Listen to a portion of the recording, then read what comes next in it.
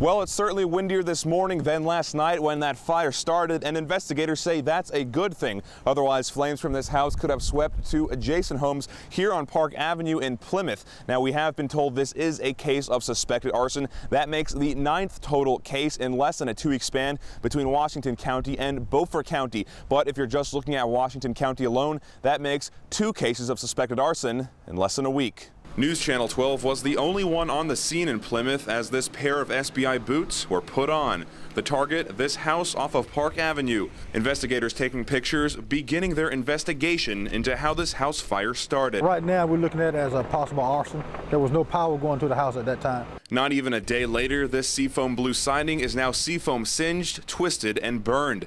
A charred panel sways back and forth in the breeze, not as fierce as the crime scene tape that surrounds the house. My thought process was I got to get to my dad right away now. That's because Thomas Allen's dad lives right next door. His house took some superficial damage from the heat, blasted in Sunday night's wind. Whoever started this fire ignored possible signs of life inside, including a sign on the front porch, "Beware of the dog." That's because there was no dog, nor were there people home inside this house at the time of the fire. Neighbors say the people who own the home moved out of the state 3 months ago. You would think they were like scoping out the house, like to see if anybody lived there. Connie Singleton says she started crying when she found out what happened to her sister's old home. People should just, I don't know, grow up or, I don't know, get a life or something. So far, no lives lost in the 9 suspected cases of arson in Beaufort and Washington counties.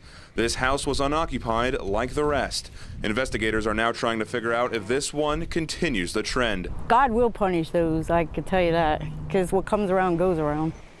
Now, investigators aren't releasing any information when it comes to any possible suspects they might have. We are told that investigators from both Washington County and Beaufort County will continue to compare notes to see if this case of suspected arson is similar to the ones before it in that 2-week span. Reporting in Plymouth, Yosim, News Channel 12.